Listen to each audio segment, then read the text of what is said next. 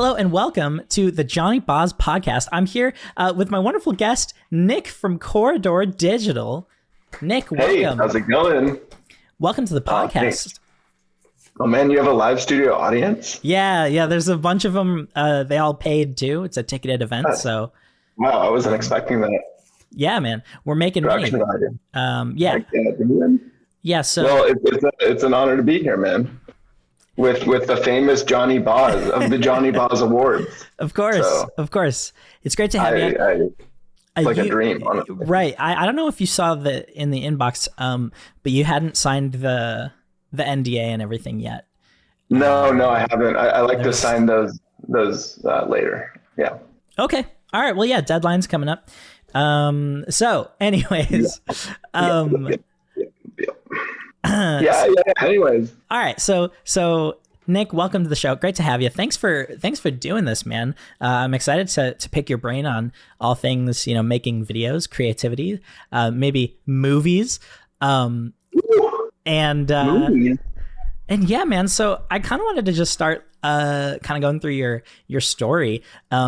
So the first time I kind of heard about you was the OG vlogs, the Corridor vlogs in 2016, when you and Carmichael started kind of becoming characters that were on the channel, as well as kind of turning everybody in the studio into a character, which was awesome. And I can't wait to get into that. But then I remember the first time I ever saw you on the channel was you had helped them shoot the Minecraft video.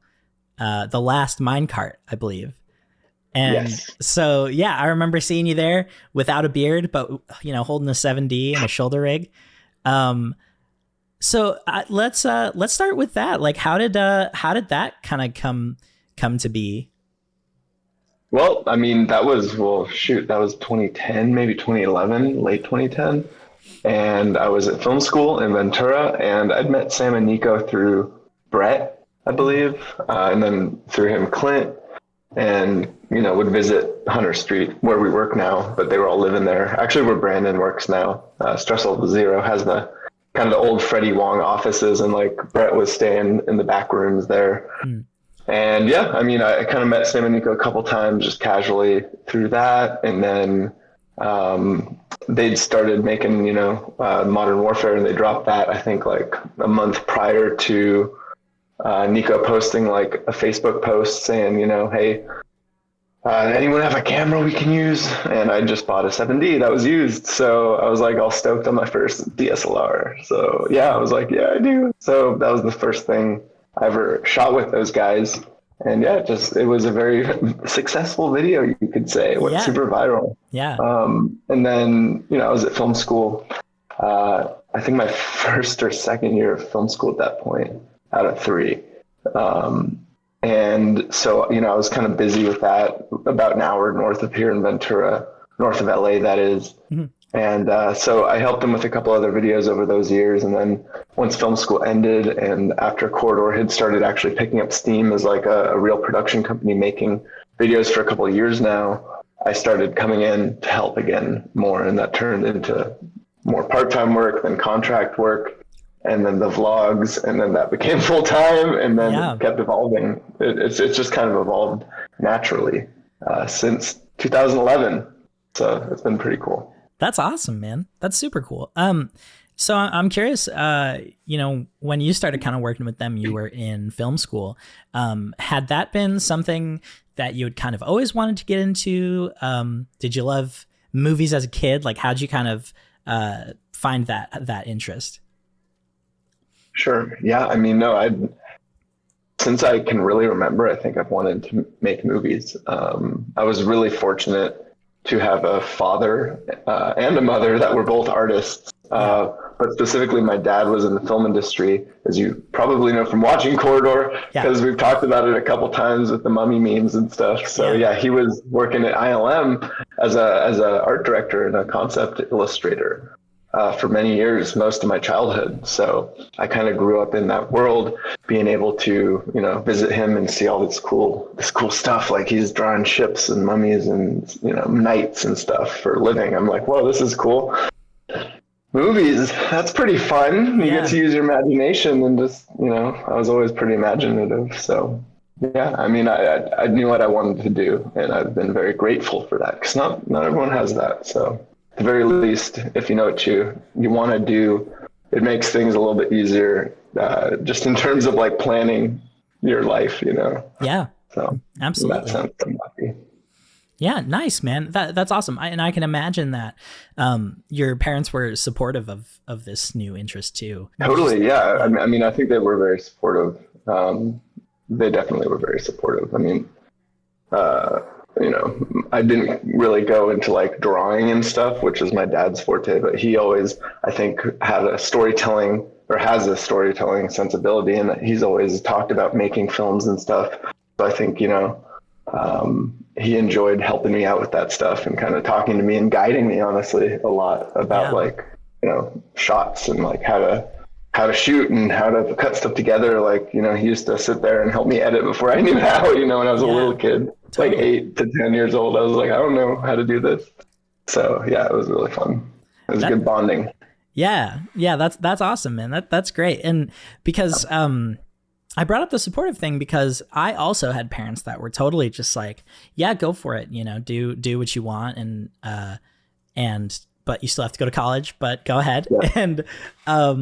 And yeah, I know that can be kind of a big hurdle for some people that kind of come up with the expectation that they need to be a doctor or a lawyer or, something like an accountant, something stable and like well-established. Yes, totally, man. I'm very fortunate. I mean, and as you are too, and anyone whose parents, are supportive of them, it's not always like that for most people.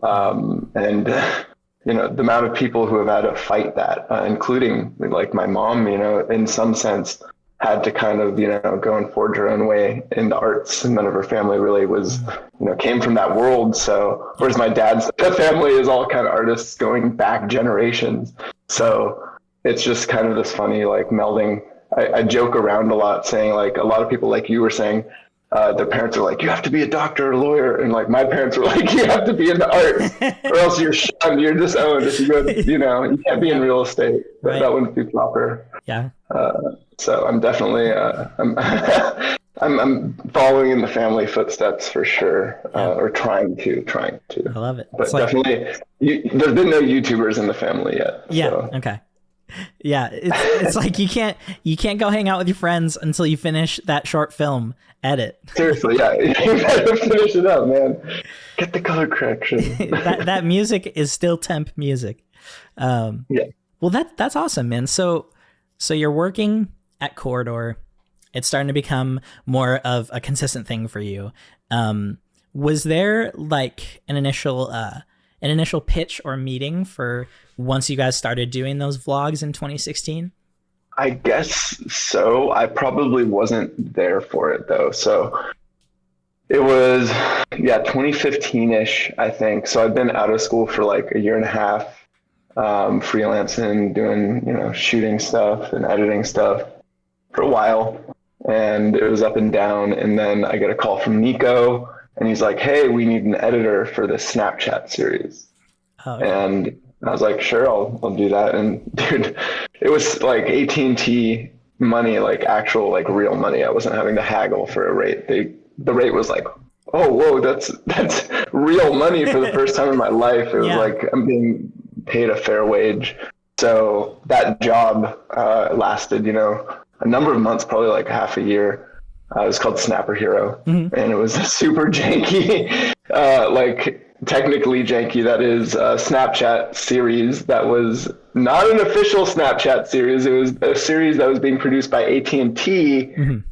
on the side without Snapchat's permission. And the way they wanted to do it was to be able to, use a jailbroken, essentially, version of Snapchat where you could upload edited videos, right? Because at the time, you were only allowed to do it from your camera. Right, right. So we did that. And one of my jobs, not only editing the thing, which is like editing Snapchats, right? Because they were shooting this thing like a proper production. They had a whole crew. They were just filming vertically with a phone. Right. And, they had all these influencers and stuff. Anna Kana, Just, Rain, God, I forget. Sean Duras was in there. Yep. And it was really fun, actually. Sean was in the office every day. Oh, nice. Doing all the doodling. So him and I were working very closely together. He would sit there with like his stylus and do the doodles right into Premiere. Yeah. And we'd overlay that stuff on top. So that was pretty fun. But that's awesome. That was my first like more full-time job that allowed me to move down to LA. Because after a couple months, dude, of driving to Ventura. Yeah. And back, it's like an hour and a half to 2 hours each way of traffic. It just crushes your soul. So I'm like, I need to find an apartment in LA now. So 2015, I believe, is when I moved down to LA. And then, the rest after that, it was, it was a Snapchat series. It was, we did The Division. I was brought on to help edit and kind of fix some jank in, I guess, a previous version of The Division. And there were some reshoots that we had to do. So we shot some pickup shots in the studio and then edited that. So it was kind of a little creative endeavor to kind of patch up that project, which turned out really freaking sweet. I mean, by no addition of my own. I mean, it was cool before, but I think we were able to put a nice bow on it. And so that was my second kind of like contracting job with Corridor. That was pretty much full time. And, in between all that, I was doing costume work and all this stuff, making stuff. And that's what you see in the vlogs a lot is in 2015, 16, Carmichael was there and he'd started, making these little vlogs. And I'd been brought on to make these behind the scenes videos adjacent to that. Okay. Because every time a Corridor video came out, like the Where's Waldo thing or whatever was going on at that time, Wizards, the fireworks one, I think. Yeah. We were doing a lot of 360 stuff then.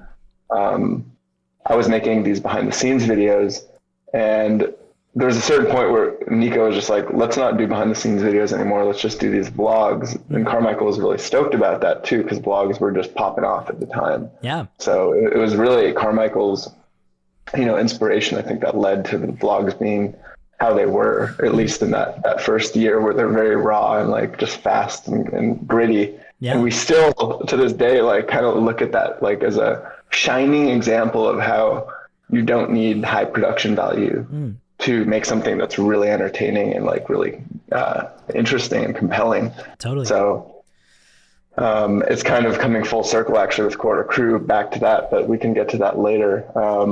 But yeah, man. So that was, at a certain point though, the every other day thing, obviously you get style creep, right? And that happens to every YouTuber ever, every filmmaker. Hopefully you're getting better and better, right, as you make. So we started doing more elaborate vlogs and blah, blah, blah. And then in 2017, I started editing them with him and shooting them. So we'd each switch off, it was every other day. So we had like 4 days to make a video. Yeah. And then I got really into chill hop music and then introduced that to the vlog. And that kind of became like the soundtrack of those years from like 2017 to like 21 was kind of like a more highly edited, like we kind of kept going up and up in our production value and really editing and doing A/B stories and then stopping the A/B stories and going into just A stories that were very central and focused. And then, this show React popped off and that kind of changed everything again. So that was another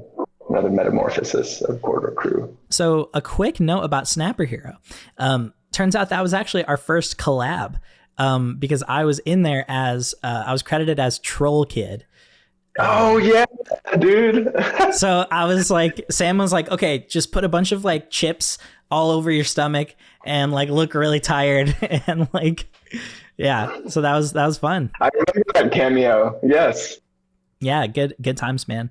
Man, there's actually there's not a record of that show. I think it's been wiped from the internet. I know. There's a couple episodes up on YouTube. I think there's like 3 maybe. Yeah. And then I found a couple like work in progress episodes on an old hard drive. Nice. Like actually earlier this year. I was just like, whoa, this is a blast from the past. Yeah, that there's one funny story about that, which is back to the whole AT&T versus Snapchat thing. Mm-hmm. We're using a jailbroken app, and they found out around episode 3. Okay. They were doing this, and they canceled they like shut it down. Okay. I forget what they did, but they like literally disabled the phone or something. So we couldn't do that anymore. So so every episode consisted of like 50 different Snapchats strung together, right, to tell a story. And we couldn't upload them as one anymore. So I had to get an iPad in a dark room and film it off the iPad and time it manually for each one. Oh my goodness, dude. And this took so long, dude. And the thing is, like, there's a fairly big audience for this because they've been marketing it.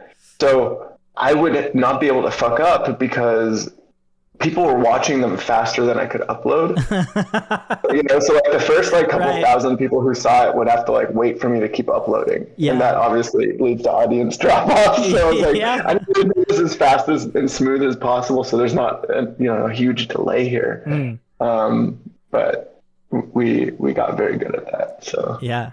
That was so annoying. What a process. Dude, I remember I was on the bus on the way home from school, like refreshing Snapchat to try and get the new snap from the episode. It probably looked so freaking janky, dude, because not only was the picture a video of an iPad screen, it was also the audio from it. Like we had a speaker going. It was so jank, dude. So it was like all this work, and AT&T's like, oh, just figure it out. And we're like, well, we can film the screen, I guess. You guys why would you make that on a platform that you can't upload to? Right. Oh my God.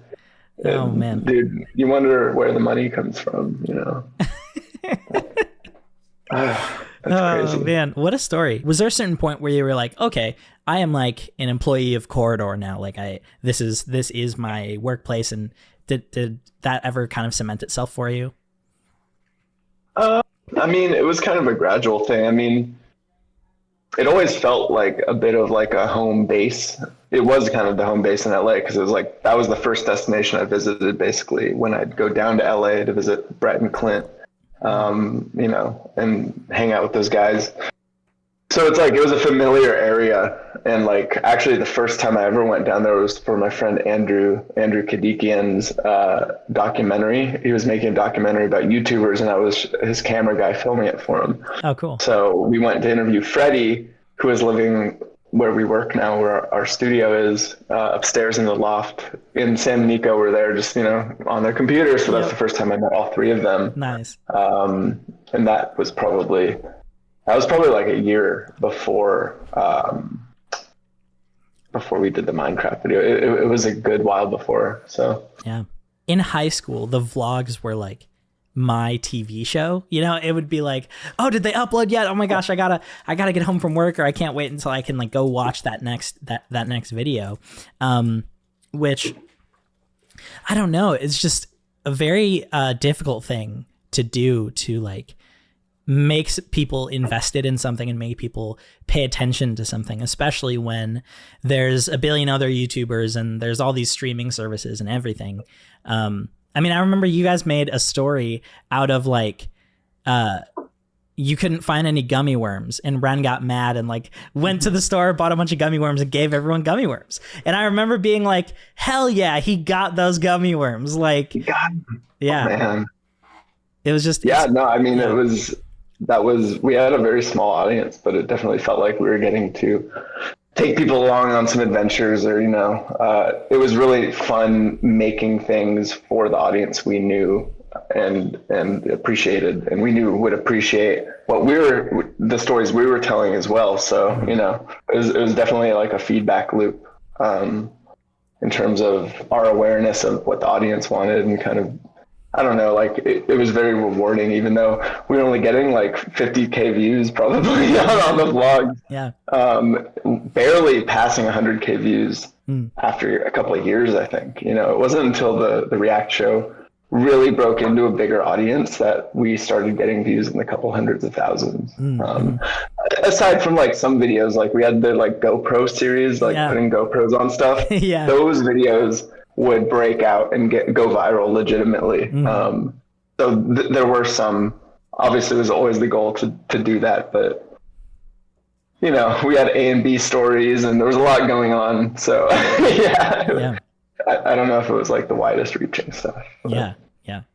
But you certainly built a cult following, that's for sure. Yeah, that's awesome. And so I'm curious about those early days of the vlog, because you guys are making these stories and it's pretty informal, very raw, as you said. And it's not necessarily tied to like a main channel video, right? Like these are their own thing. And I distinctly remember towards it was early on, you were like, the scenes are behind and we need to catch up. And so like, could you talk a little bit about kind of some of the struggles you experienced creating those videos in those early days? I mean, I think the struggle would just mostly come down to time. Yeah. It was not very hard to find content to shoot. As long as you were looking for them and like adding a bit of craftsmanship, I think it was pretty easy to find stories that were going on all around you. We were never wanting for stories because, there wasn't many people, it was like 6 people, but there was always something going on, whether it was Jake producing or Sam or Nico, doing their various projects. Ren was always obviously like the main character kind of the vlog. Yeah. So you can point a camera at Ren doing anything and he'll ham it up and, start giving you good stuff, so a heightened version of reality. So that wasn't the hard part. The hard part was then just finding time to edit it all. And also just being always, if something was going on, you have to get up and shoot it. So, and eventually Carmichael and I found like, I would be able to shoot while he was editing the next day's thing and then vice versa. So it was like, we could each spend all day, and then we started kind of like shooting for each other's scenes if we had to make it work. And honestly, the more people and the more kind of like delegation went on in Corridor as the team grew, the vlogs honestly have become a lot harder to produce in that style. So yeah, it's really weird. Like that period of the first like 3 or 4 years of vlogs were like, the team was just big enough and the studio was all in one place, so it was very easy to kind of document and be aware of what was going on. Whereas now with Corridor, to make a vlog like that, it's not the way the company is structured and the way that teams work.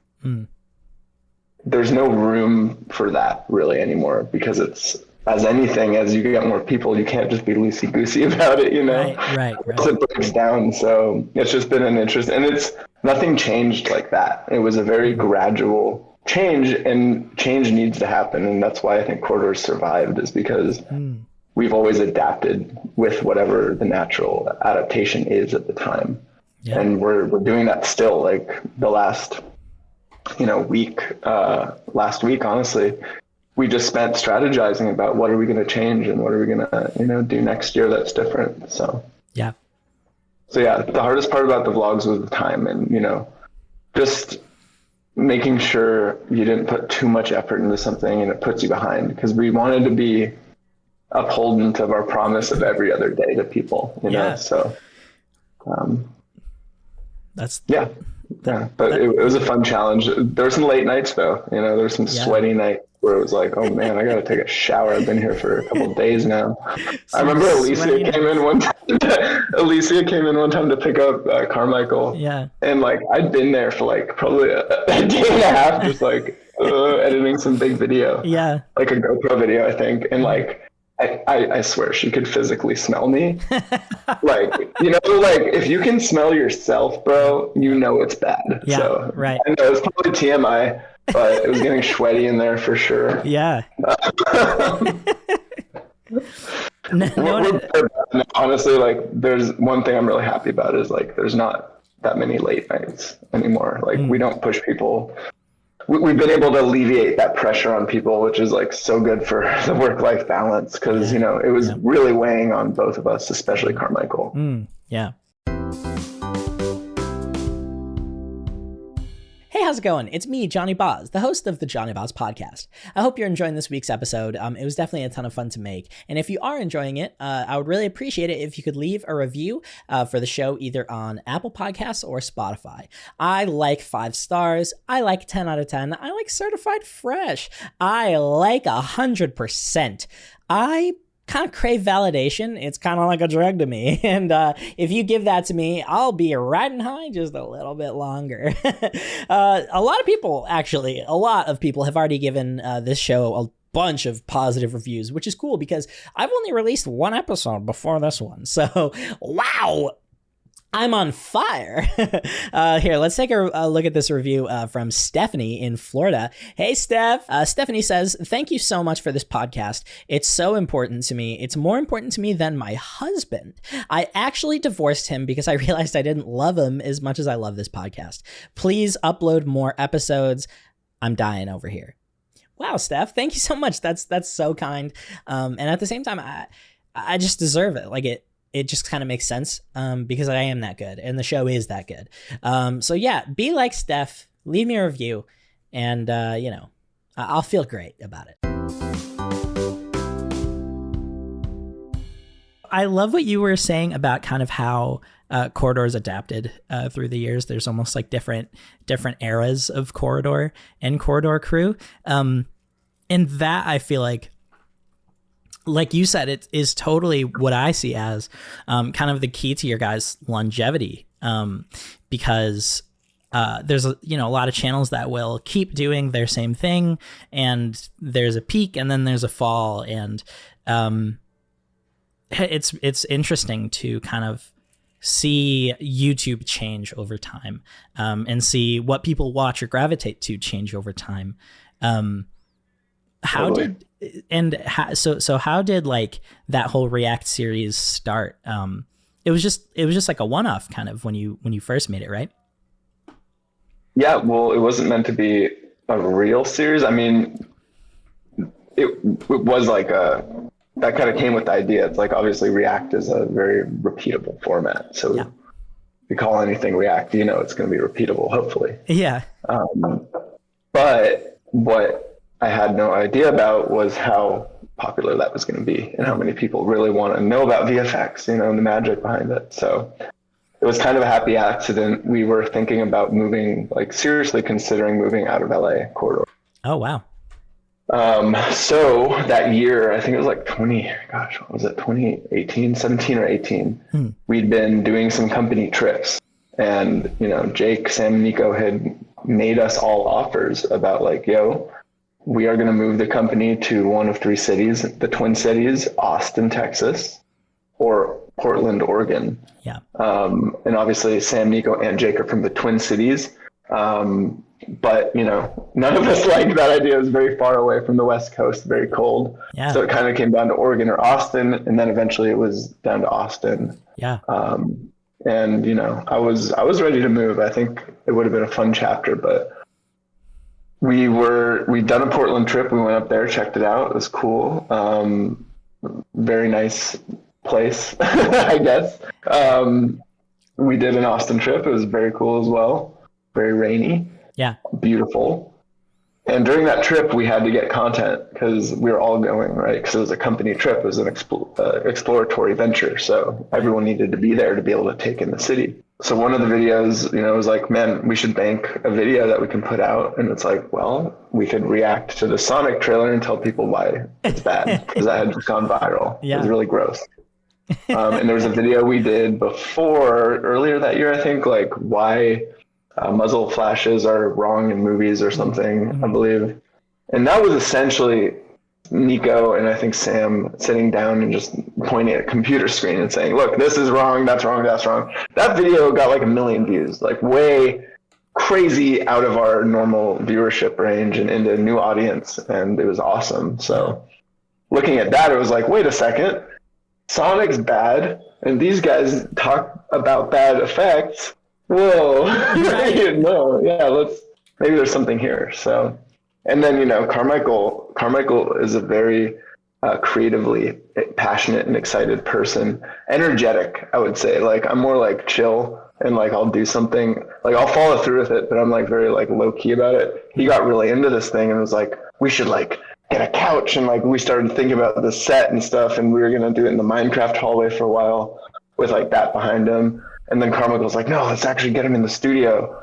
And we kind of like cleared everything out of the studio and would film there on that small green couch. And yeah, that's how it started. It was really janky. At first we used like a shotgun mic and it sounds like trash. And there's like no illustration, no B-roll, but people just loved that video. And, you know, 2 weeks later, Nico's like, guys, we got to do more of this because, you know, that's how Nico is. And he was right. It's like, you got to be able to listen to the signs, you know, when you're in something like YouTube, that is a very almost randomized like venture. Like there are patterns, there are strategies you can employ, but a lot of times it comes down to just this perfect mix of quality content, a unique perspective, and the algorithm blessing you. So, yeah, totally. And all that stuff had come together, and you know, we were right to keep doing it, I think, because it allowed us to grow into this new version of Corridor,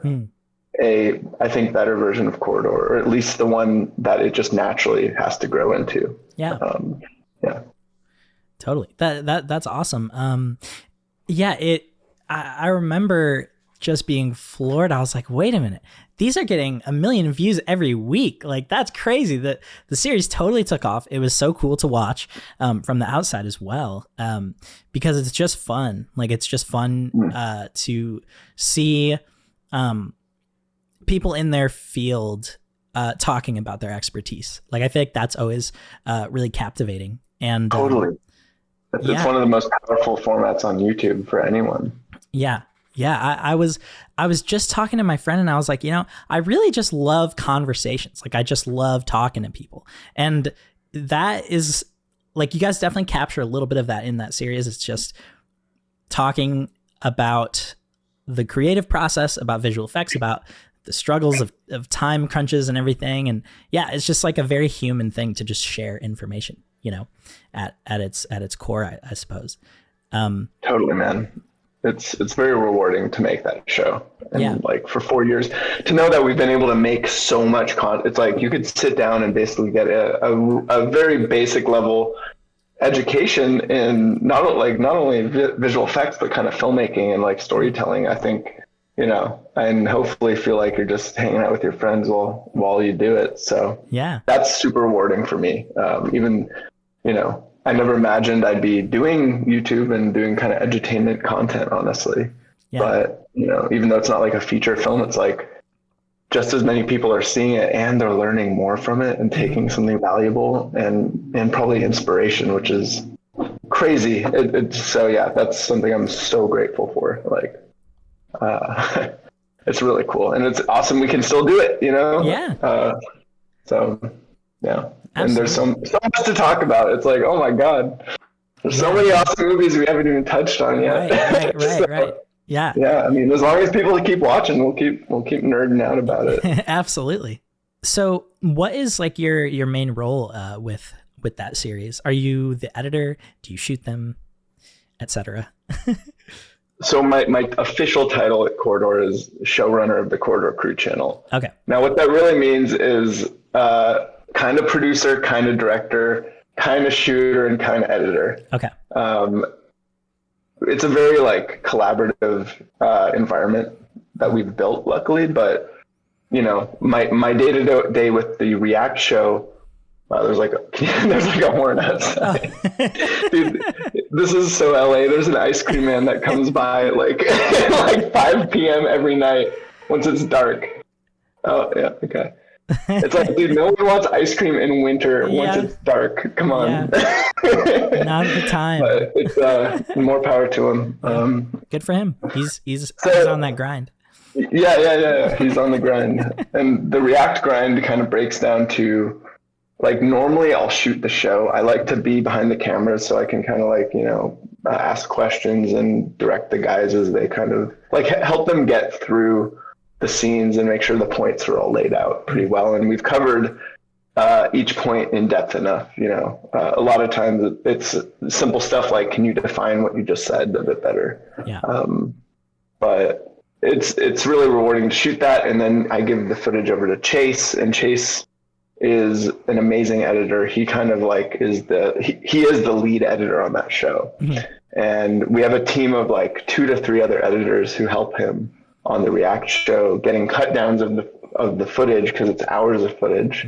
And the biggest challenge with a React edit is honestly like turning all that reaction, all that kind of just like word vomit that the guys, give you, as thought out as it is, there's a lot of repetition. There's sometimes things that need to be moved around, obviously chopped out, shortened.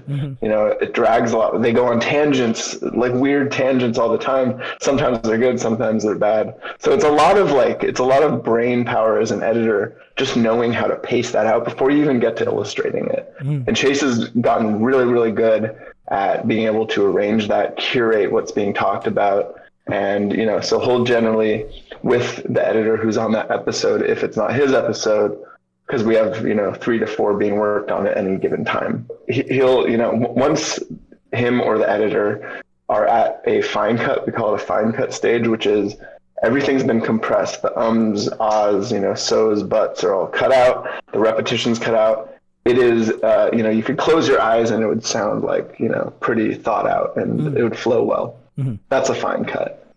We'll sit down, we'll watch through it, we'll talk about what needs to change, what goes in the website version versus the YouTube version, because we have basically 2 episodes for every episode. One is a website version that has a whole bunch of extra stuff, so we have to think about that as well.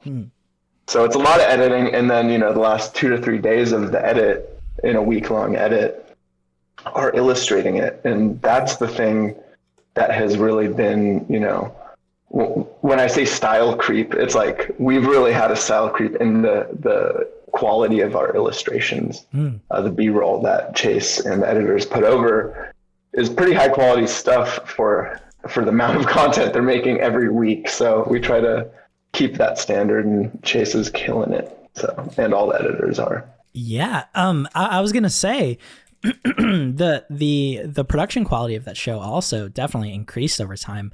Like you guys are rotoing movies and like showing, the break. You guys are like making VFX breakdowns as you talk about them. It's super cool. That got very easy, or a little bit easier at least, to do once we started using Resolve, because Fusion's right there and you can do all that stuff. You can make like 3D or 2D, but they look 3D, right? Cards and stuff, and do all that stuff. So Chase has been really employing that, and Dean as well, and Seth, who was editing with us, and now we have a couple new guys who are learning the ropes. And every episode it's like you can see an editor grasp it a little bit better. And I remember when I was like getting better at editing corridor videos, like BTS videos, every time I'd get notes from Nico, that's the best way to learn, is to kind of have your stuff torn apart. And Nico's a very frank person, and I'm grateful for that, because even though it can suck to get harsh notes sometimes, once you get them, you don't forget it, and that's how you get better. So yeah. And so editing React at Corridor is like a grindstone. It'll sharpen your skills very quickly as an editor. Yeah, man, it's like boot camp. Totally. Yeah, I totally agree. I have edited a bunch of videos for my job, and I'll get a bunch of notes back, and a lot of the times I'm like, you gotta be kidding me, another export. It's like it's a 2% change, like, but at the end of the day, like, it is just about creating the best end product. And a lot of times it takes multiple perspectives. And I feel like, I've come out the other side of all that frustration, being like, oh, like, I'm grateful we got it to a point where we were both happy with it, Totally. Yeah. I mean, that's with client work, it is mostly, what makes them happy. And you gotta set aside some of your personal opinions sometimes. And I mean, if you see the audience as the client, it's like they've come to expect this quality level, so we're trying to hit it, But at the same time, with YouTube, there's the question of, does it matter? You know? Mm-hmm. Yeah, because you can have that show, React, where we spend a week and teams of people, and, you know, it's like me and Griffin are spending another week basically doing the thumbnails on that, you know, Yeah. and choosing, that's a whole other process that's going on simultaneously, all this thought.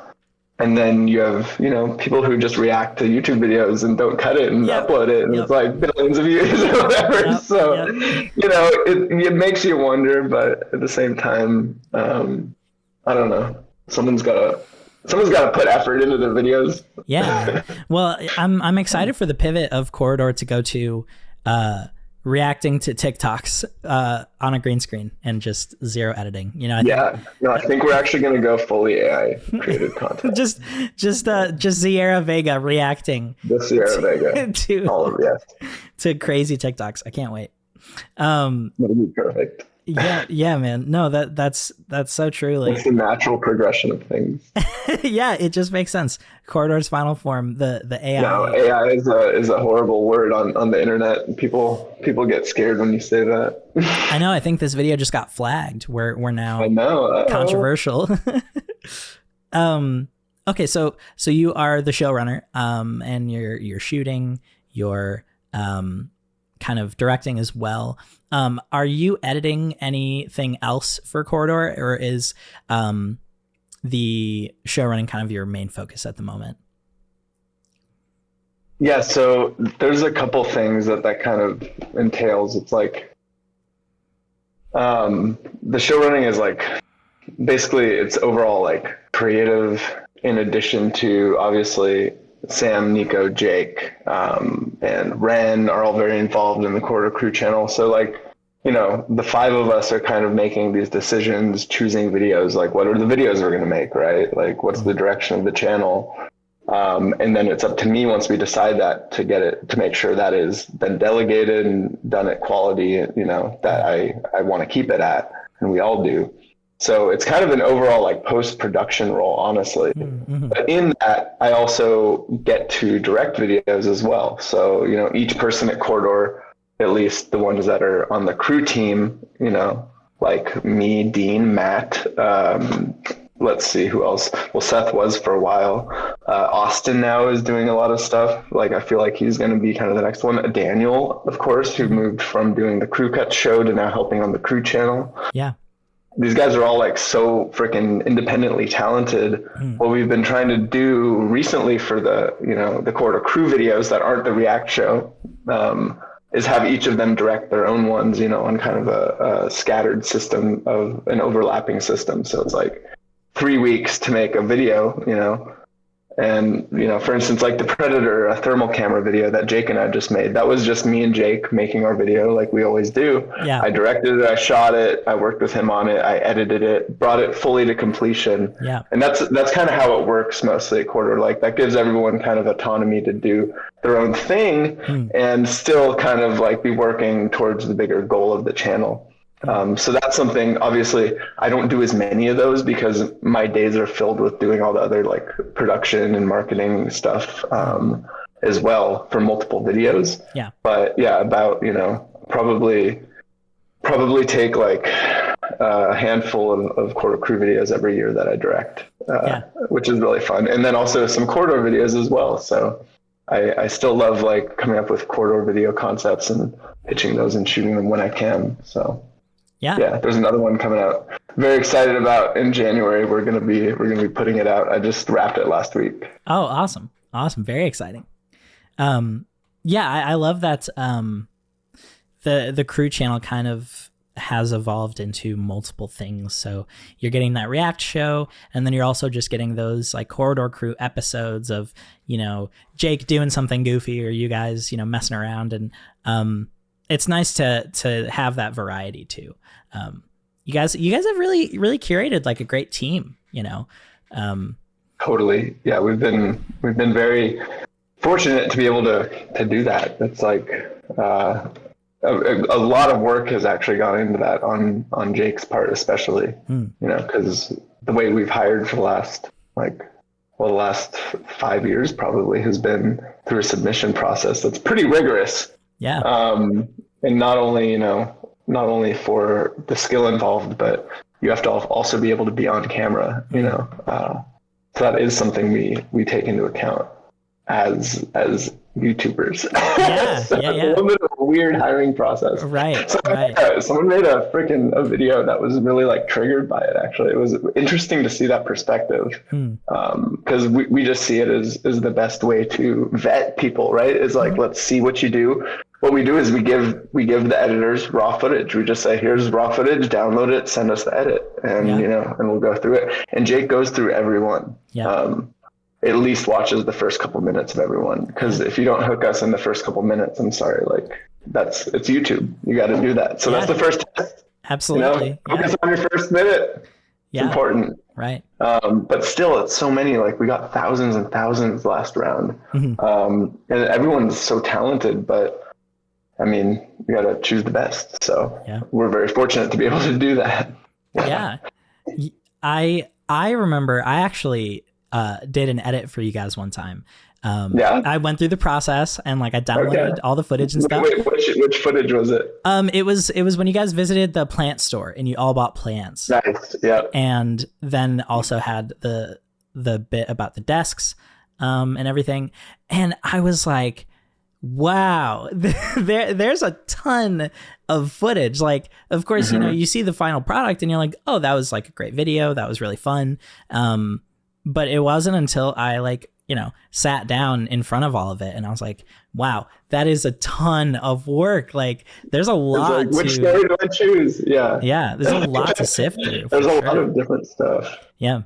So I was really surprised by the variety of stories we got delivered, you know, when it related to that footage. Because there was different, it's so cool seeing each editor pull out something different from it, you know, because it's kind of just a blank slate. There's all these different characters, and it's like you can focus in really hard on making jokes about one storyline and cut another. So it's really interesting. You know, it was cool watching through the submissions, like the 50 or so that Jake sent out to the whole team, and just seeing everyone's crazy different styles. It really shows you how important editing is. In content making. Yeah. And that is why we put so much effort into finding editors. It's so important to be able to do that and to be able to see a vision through to completion. Yeah, so. Absolutely. Are you like giving notes on edits in your current position? Yeah, definitely. I mean, I try to watch all the edits that we you know, put out, and anything that goes out on the Quarter Crew channel has been through a couple of note sessions with me, Chase, and the editor / director who's working on the video. So there's generally, you know, unless it's like a crazy crunchy time of year and no one has time to watch anything, then the job, man. I mean, we all try to watch each other's stuff and we're always looking over each other's shoulders and joking and giving notes and stuff. So that's a good part about working in the studio there with everyone when I do. So yeah, it's a good environment, man. Collaborative. I remember I made when I was still in college during COVID, I made like a TV show, but it was over Zoom, and it was like 5 episodes of literally just Zoom calls. It definitely reminded me, like, yeah, nothing beats being in the same space as another person and getting to work together on things creatively. Yeah, no, it adds a lot, and that's kind of I think a secret recipe / one of the things I'm most grateful for about working at Core is that we get to kind of have this hub where it's like a bunch of creative people can be there and just kind of I hate the word incubator. I hate it. So fucking blah, blah. But it's kind of one, you know? Yeah. It kind of is like there's, you know, and again, like people are always doing their own stuff too, which is really cool. Like, you know, Wes will pop in, get some props and help, you know, and we'll help him out with some shooting and he'll do the same with us. And, you know, I was able to produce my feature and kind of use the gear, and like, they were very supportive of that and, you know, going in and out for years. I mean, so it is kind of a hub. And yeah, I mean, that's just another thing I'm so grateful for, being able to find that. It's like, I never thought I'd be able to do that with a group of people, that wasn't like working on a film set. Yeah. So yeah, it's cool how it kind of developed.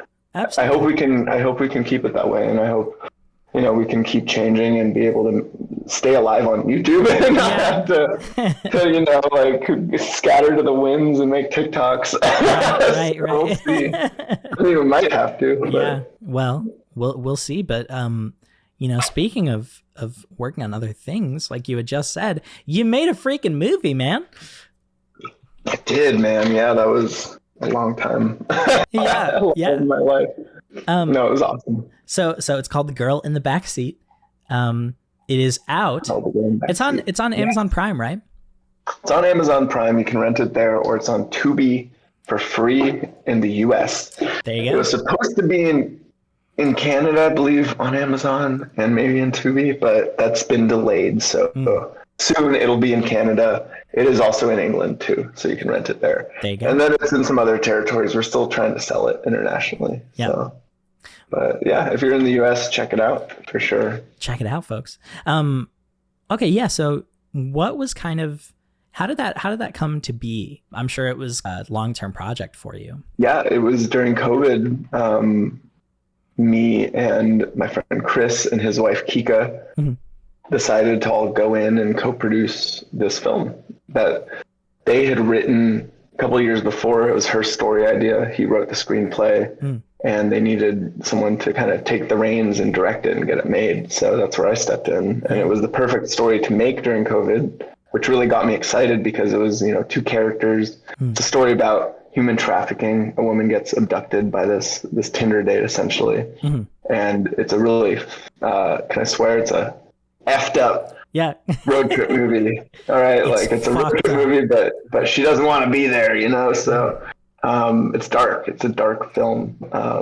And it was really intense. There was a good variety of scenes and locations. And we thought we could make it during COVID because we were kind of like creatively just, I don't know, quarter we'd gone remote for a while. We were all kind of working from home and a lot of our friends weren't working, and we felt like this would be a good time to just do something while stuff was shut down. It actually ended up being pretty ideal because we were able to get really cheap locations, or free locations. We were able to get people to pitch in just because they wanted to, and they didn't have anything else going on, so they were willing to help, Yeah. And so I have a lot of favors to cash in. Yeah. But still, we got it done, and no one got sick. And we did it right. We did it with, masks and the tests and the officer there, the safety officer for COVID and all the hoops we jumped through. And it was like a miracle that we were able to not have anyone get sick on set and not have to shut down. It was really cool, but that was, 3 years ago now. And then the next year after that, once we wrapped, was doing post-production, getting through all the hurdles of that, not setting aside enough of our budget for that was a huge thing, a huge lesson I've taken from that project. I would rather have spent less on production and taken the loss to production quality than not accounted for the post, because there's nothing like getting stalled out in post. You don't want it to happen. Right. There's nothing to kill the creative process than having money problems in post. But we got through it. It only took us, a year to have a final product. And then the next year was kind of marketing it and selling it. And then distribution was the next phase. So I learned all about the whole process through this. It was like another film school. Yeah. But it was 3 years of just pushing a boulder uphill. When you don't have a budget and it's all out of pocket, it's just us as producers trying to fund this. It's not easy. Yeah. So. Yeah, man. But you did it, it reminds me. Yeah, it feels great. It feels really good to have it done and out. And there's still some stuff we're dealing with, obviously, we still are trying to sell it and get it all around the world. So that's a process though. Yeah. It's a process. So going into directing this feature, did you feel like you were ready? Did you feel like, were you nervous? Where was your head at kind of going into this? I was nervous, but I was also obviously ready. I mean, I'd always wanted to make a movie, like a full feature length movie. I'd been making a couple shorts with, Brett and some friends that were kind of dramatic character pieces, focusing more on the nuances, less about, style and all that stuff. And I really wanted to do a feature where I could, have a couple characters only. And just as an exercise, like, how do you direct something and follow a longer through line? Because it's like an hour and a half, it's a long time, a lot of scenes. And it's a really fun challenge to be able to plot that out, like character arcs and growth. And like, as you're shooting out of order, being aware of where the characters are at in their journey in time, and working that out, it was the biggest challenge for me, but also one that I really wanted to figure out. So now that I've done that, I feel way more confident in the ability to direct, longer pieces. Yeah. And I'm ready. I feel like I'm ready to do my first one, my first movie now. Because the first one was just figuring it out, Yeah. But now that kind of apprehension is gone and it feels good. But now there's just the urge to want to make another one. And not have it be out of my own pocket. Right, so right. That's the hard one. The second one's the hardest. That's the big hurdle, yeah. But no, it feels good to have it done. And to your question about being nervous, I was totally nervous. I think it's normal too. Like, and if you're not nervous, something's wrong. Yeah. Honestly, like people who aren't nervous, that's like I feel like that's a sociopathic tendency. I mean, maybe I'm projecting, but I don't know, man. Like I was so nervous, but once I got on set and I saw the crew and like how they were working together, people I'd mostly never met, I felt totally at ease because I'm like, whoa, I can delegate? Yeah. This is amazing. Like coming from YouTube and like indie stuff, it's like you're doing everything, you're writing and shooting and editing it yourself. And on set, Brett would be recording sound and then he'd shoot and I'd record sound or whatever. Like it's just janky, and like having someone who has just one job and every job has a person on it and everyone's just that well-oiled machine.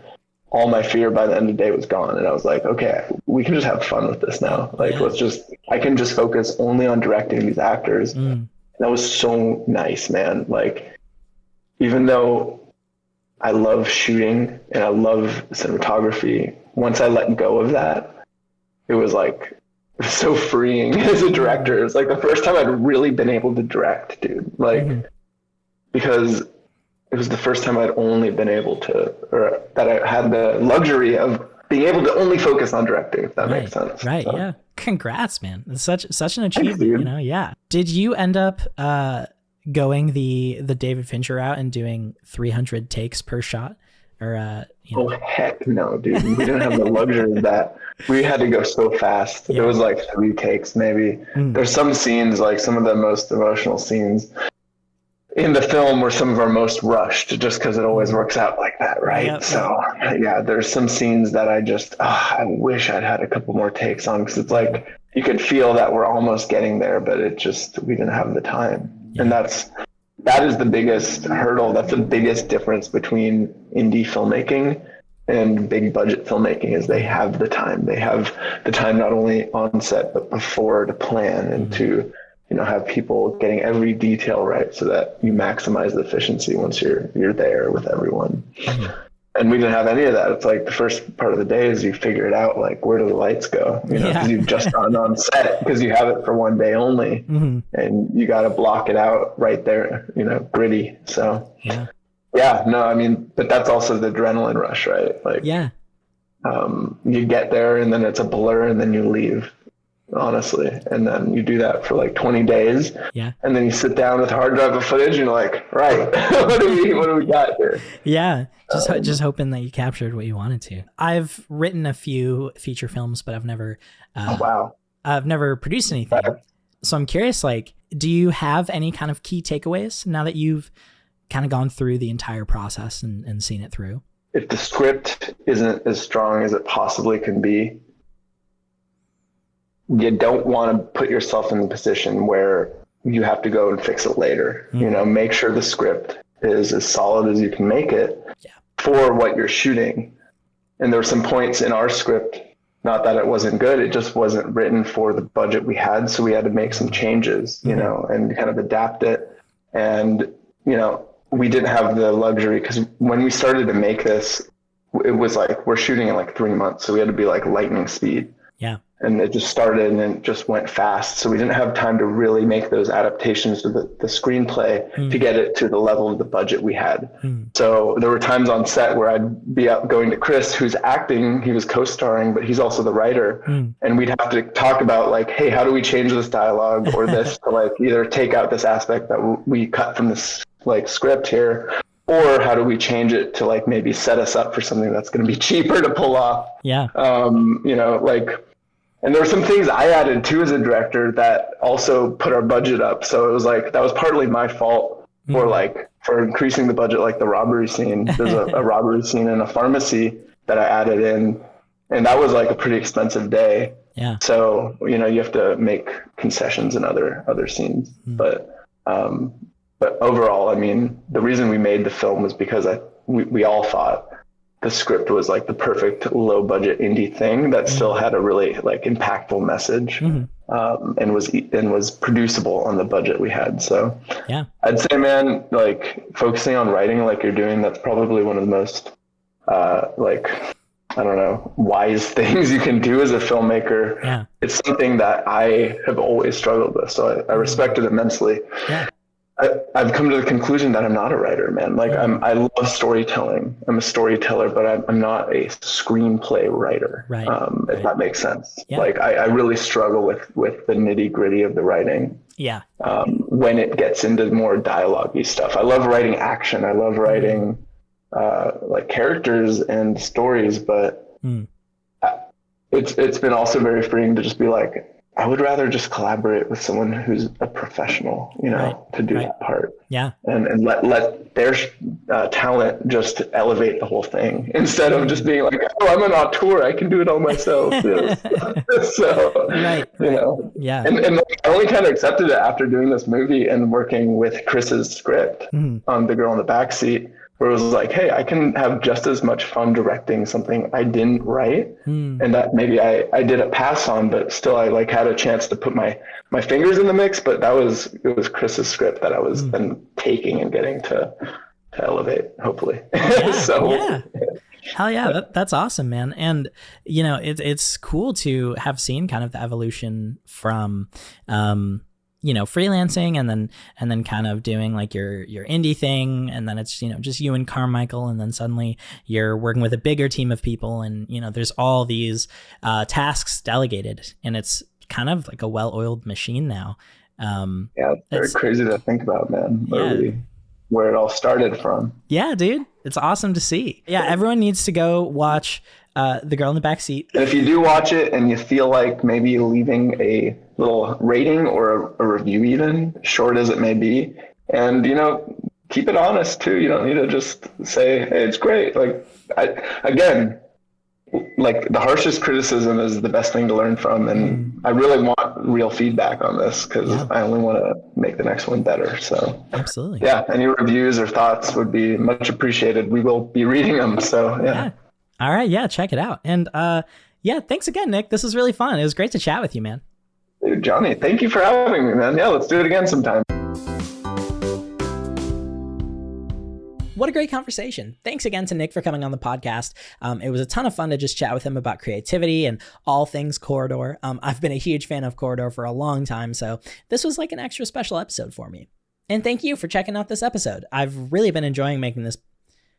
And thank you for checking out this episode. I hope you enjoyed it. I hope you got something out of it. I've had a ton of fun making this podcast so far, and I'm really excited to just keep making it and keep chatting with more awesome creative people. So until next time, oh man, now I'm like doing an outro for the podcast, and I got to think of like a cool sign off. So, keep it alive, everybody. Keep it alive. I'll see you next time.